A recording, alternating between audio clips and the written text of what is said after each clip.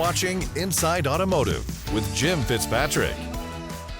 Social media has completely transformed the way we connect and interact with others.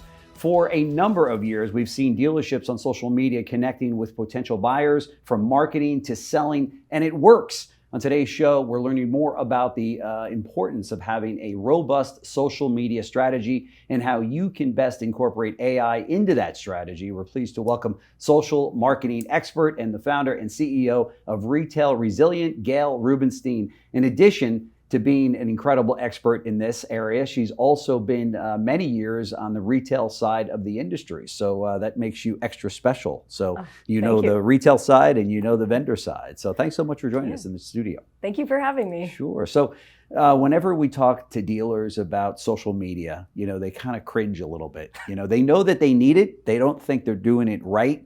I guess there are some dealer groups, as we were talking about before we started recording today, that get it, But for the vast majority of dealerships out there, from what I can see, they're still kind of stumbling in the social media arena, right? So talk to us first and foremost about the importance of having a strong social media strategy if you're a dealer. The social media strategy, I would say, is very important because that's where their customers are. Mm-hmm. So the customers play on social. 90% of people in the market follow a business on Instagram. 86% of people log into Facebook daily, 12 times a day. Wow. And the average TikTok user watches 534 minutes of video footage. Yes, that's light for me. I watch more than that. Right. You can't sell cars without customers. That's so right. So it's just they natural. Gotta play where the customer goes. Yeah, for sure. That's really why it's important. Why do you think that some dealers are still fight it and they say, well, I want to run an ad or I want to be someplace, and that day, as you know from the retail side, we want to sell a car, right? Right. And social doesn't necessarily work that way, right? No, there's 10 or 11 different strategies with social. Sure. You can build an extremely robust social strategy. Mm-hmm. You could just tap into one tiny traffic ad strategy. I think that dealers just are really not educated on what they can do with it. Right. And so I think it's really important to get the word out to them that there is a whirlwind of opportunities and they just need to know what they are for organic social and paid social. Sure. What are, let's say, the top 5? What should they focus on? Okay, great question. So I would say first and foremost, for organic social media is allowing their sales staff and their service staff to brand themselves on those platforms.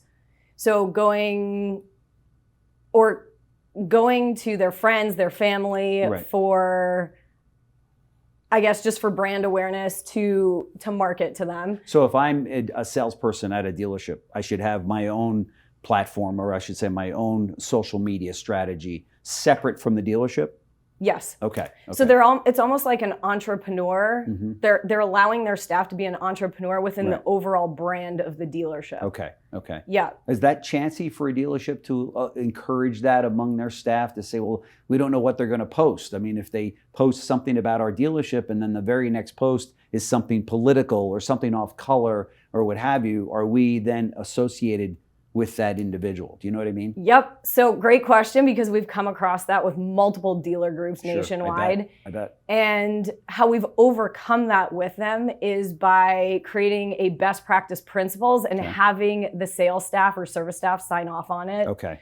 So that they're actually following procedure, following protocol. And then if for some reason something popped up that the corporate team doesn't like or the dealer principal doesn't like, they will just kind of say, hey, I need you to shut that down. Right. Or in some cases, because social media plays such a big role now, there are people that sometimes lose their jobs because of something that they posted, on social media that just is way off brand, right? Yeah. Yeah. We haven't run into a lot of dealerships that have had those problems. It's very minimal. Like, it's a very small percentage. That's good. The sales and service people actually enjoy the culture on social, and they enjoy posting, and they like saying, this is where I work, this is why I work here, this is how I want to help my friends and family. Right. And they're doing it anyway. I mean, if you take the average person, whether it be in variable ops or fixed ops, and say, hey, are you on social? They're on something. They're on Facebook, or they're on Twitter, or they're maybe on all of them. Speaking of which, which platforms do you recommend a dealer to be on?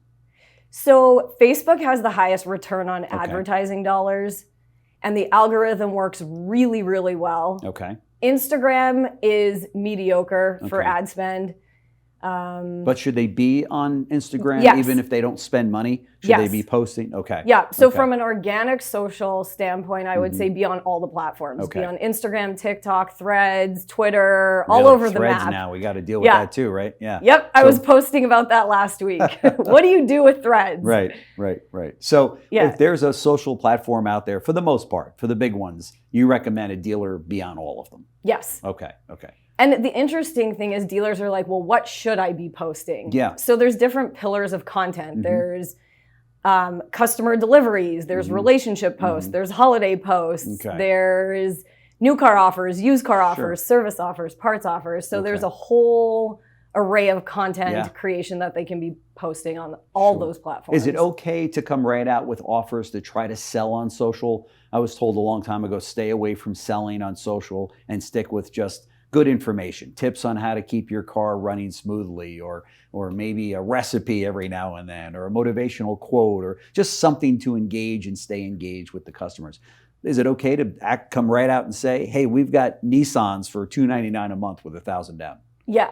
It is. It is. Okay. It is okay. I wouldn't make that the entire strategy. Okay. So a salesperson or a dealership that's doing that, I would say divide up your content so Sure. that you're bringing everything to the table. Yeah. But What yes, about- the offers, I love the offers. Okay. You do? Yeah, Okay. I really do. What about the dealerships out there that are taking pictures of their new customer standing in front of their brand new car or used car, and they post that out? Is that okay to do? And do you recommend it? Do you need the approval of the customer so they don't say, "Wow, wait a minute, you just posted me everywhere. I didn't know I was going to be doing that."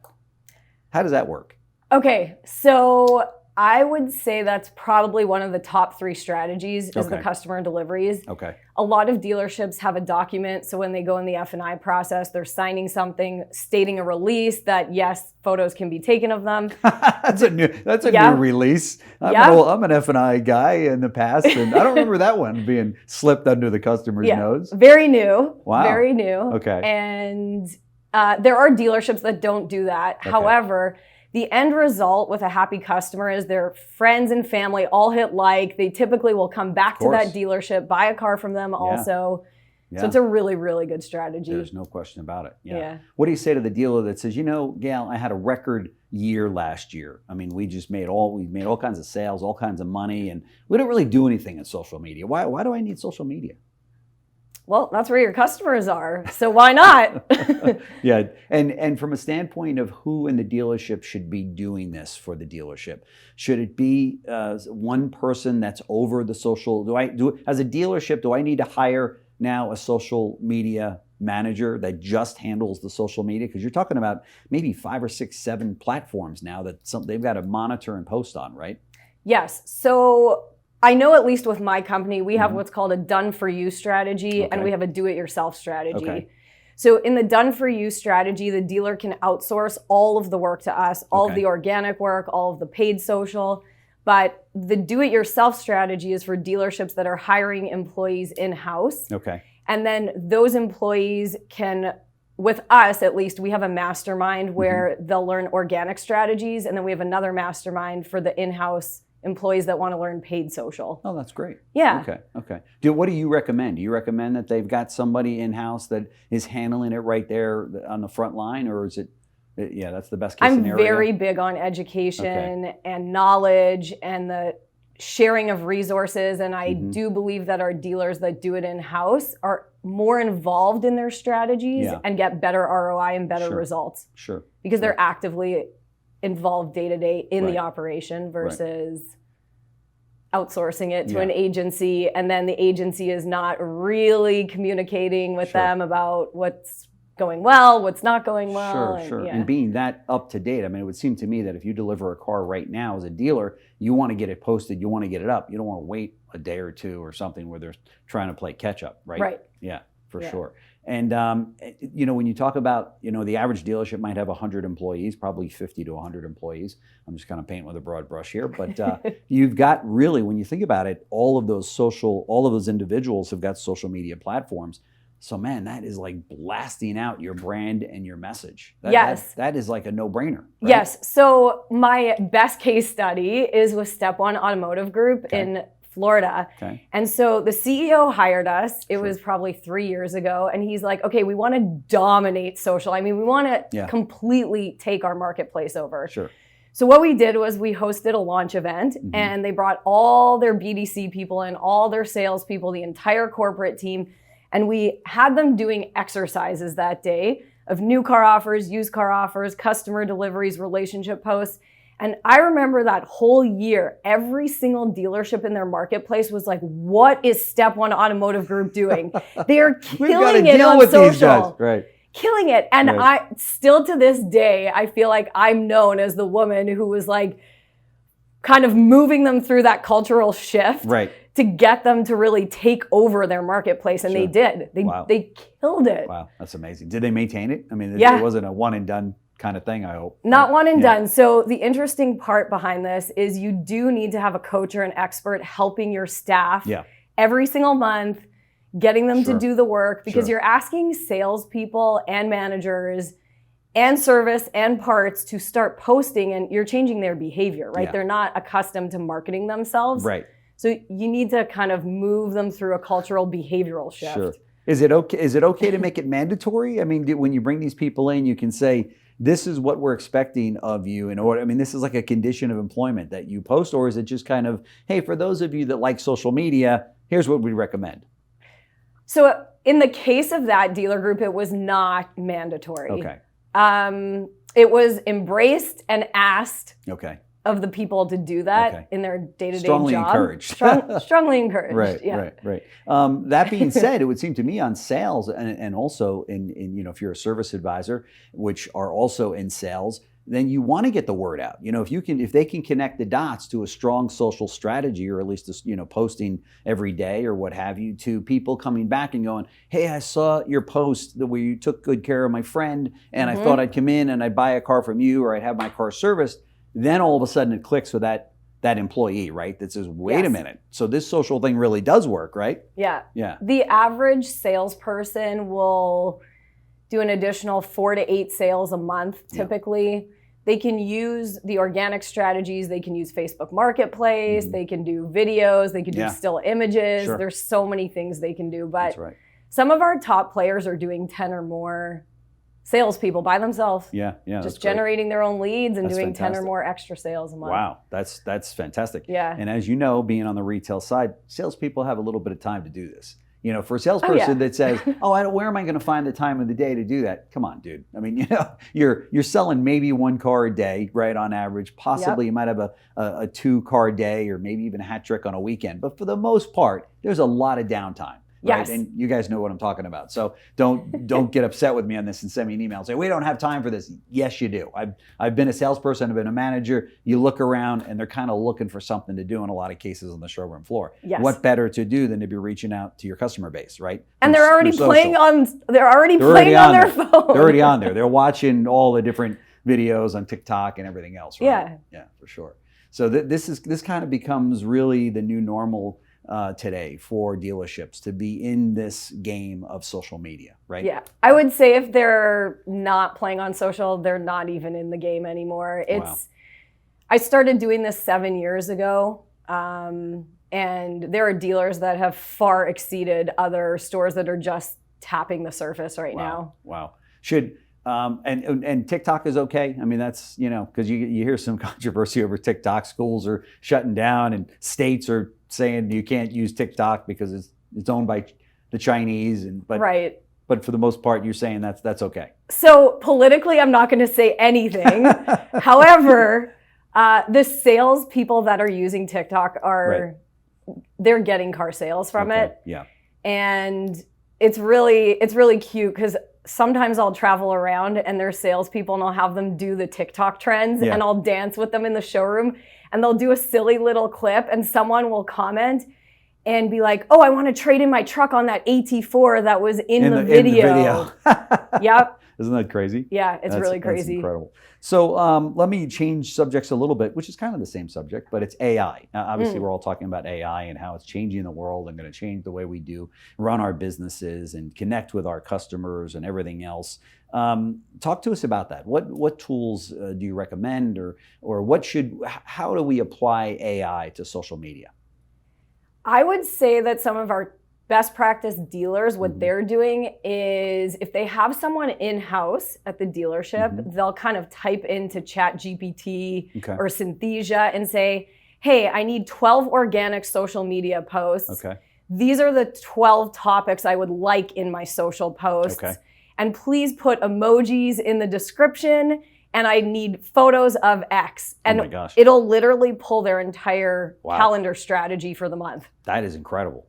Yeah. That's very impressive. The amount of time Wow. that takes. Yeah. So my marketing director, I had her calculate how long it typically would take her. She's like, it used to take me 5 days to do that. Now she's like, I can get it done for you in 1 day. That's right. That's right. That's incredible. AI has touched every part of our lives, hasn't it? I mean, it's scary out there, but that is fantastic. I mean, for especially for those that are not as savvy on social media, that maybe they need to be in order to do it right. AI is going to help in a very big way, right? Oh yeah. Yeah. It doesn't matter the age of the associate at the dealership. I mean, whether they're 25 years old or whether they're 65 years old working the dealership, they all need to be on social media, right? Yeah. Yeah.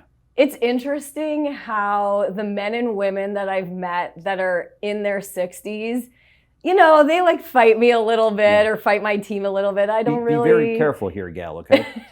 Yeah. They're like, I really don't want to do this. I'm not like that. No, I'm kidding. And honestly, it's just overcoming a fear typically because, again, it's a behavioral change. I'm asking someone to change their job description and their behavior and do something that is not that familiar to them. Sure. Whereas a 30-year-old on the sales floor, we're the ones begging the dealer principal to be using Facebook and TikTok. Right. And now you've got a whole nother generation that's coming up to take over their parents' dealerships in many cases, and they get it. I mean, they're to your point, they're in their 20s and 30s, and they're like, "Mom and Dad, how come we're not doing more of this?" Right. And that's exciting because they're bringing that whole new approach to marketing, right? Mm-hmm. Yeah, that's fantastic. So let's talk a little bit about your company, Retail Resilient. What is it you do? What is the solution that you provide? I know we've talked about some of them today in terms of social, but if I were a dealer and I said, Gail, I think I really need to move the needle in social media, do you come in as a consultant? Do you, what role do you play? So we train auto dealers to build those robust strategies in-house. And how we deliver our services is through organic and paid social media masterminds through Zoom. Okay. So our students do 100% online learning. Okay. We just partnered with Kaiser University, so our curriculum is going into Kaiser University this great. fall. Wow. Yeah, I'm very excited. Congratulations, that's great. Thank you. Yeah. And I've been talking to Northwood because I know everyone from Northwood because I'm a graduate, and I'm sure at some point we'll move our curriculum into their program also. For you managers and dealers out there that you're an alum of North, there you go, Northwood right here. So you got to hire her. Right. So we primarily teach them online, and then if they want to outsource to us, we will actually do all the work behind the scenes for them and then meet with them every month and go through all of those strategies. Okay. So I built my business model. It's interesting. I built it based off of what I learned at Viato, that you need an account or performance manager. Yeah. So when I was working at Viato, my role was to take care of the dealer. Okay. And so all of our contractors and employees, I want to make sure from a social media perspective, they take care of the dealership and they meet with the dealer principal or the GM every month. Okay. And teach them, hey, these are the strategies you're using. These are the ones you're not using. Yeah. Here's a world of opportunity. That's what great. road do you want to go down? Gail, talk to us about these two secrets that I know that you're passionate about that dealers have no idea about. So what are they? Okay. Secret number one that I am extremely passionate about is something that most dealerships don't know, and it's just lack of education. So Facebook has called me and asked me and said, why are dealerships not connecting their Facebook tool into their digital retailing tool? Because it's car sales on fire. Wow. So it's called a sales conversion ad. Okay. Most marketing agencies do not run these ads. You take some pixel website codes, you put them in the digital retailing tool, and it could be a tool where the customer transacts and does the entire transaction in that funnel. We call them the $1 million sales conversion funnels. Okay. But it's really, really important to have those sales conversion funnels because it allows the customer to go from the social platform of their choice into your digital retailing tool. Okay. They practically buy the car and it only costs you $7 for that lead. Oh my gosh. $7. Wow. And most dealerships, you average. say, don't even know about this. No, they have no idea. Nor do marketing companies. No, I mean, marketing agencies neither. So wow. it is something that I have worked on personally with True Payments, which is Pure Cars, Okay. and they're typically my partner of choice, but we've done it with, you could do it with Roadster, Okay. you could do it with CarNow, you could do it with a Toyota digital retailing tool. You really could do it with anything. That's great. But dealers are just not aware of it. Wow. That's it. And what's secret number 2? Number 2, so this is a problem I have come across the board with huge dealer groups, small stores. Most dealerships do not own their digital assets. And it's a huge amazing. problem in this industry. Right. So they don't own their pages. They Who don't owns own them? their ad accounts.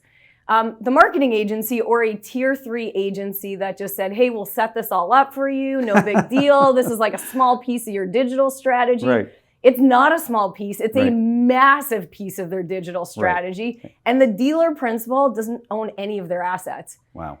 So it's a huge problem because if they cancel with that marketing agency, they don't have access to any of that data and information. Oh my gosh. That's crazy. So we need something to shift with dealers to there's no question start. about it. Dealers immediately, if you haven't already, run to your phone, your cell phone, or get somebody on the horn from your marketing company and ask them that very question: who owns the assets of all my social media? Because that is a major problem area. If they say, oh, we do, okay. Well, if it were me as a dealer, I'd say, you're not getting another check from me until you convert those over to my ownership, right? Yep, absolutely. Yeah. They definitely need to own their own social assets. Yes, no question about it. Yeah. You don't want to be held hostage by your tier 3 marketing company. Correct. Right? Wow, that's incredible. Yeah.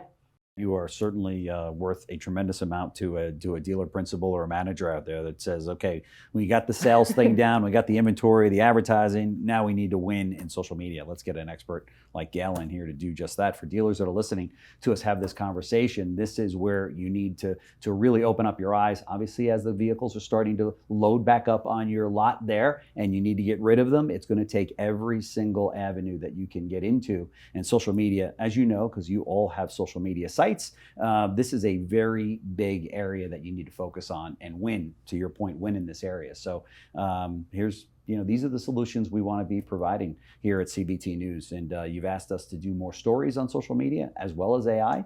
So here you go. This is it. So Gail Rubenstein, founder and CEO of Retail Resilient. Thank you so much for joining us in the studio. This has been very educational for me, and I'm sure for the dealers that are watching. So maybe we can have you back and we can do a follow-up on something. Yeah, I would love to. That'd be great. Thanks so much. Thank you.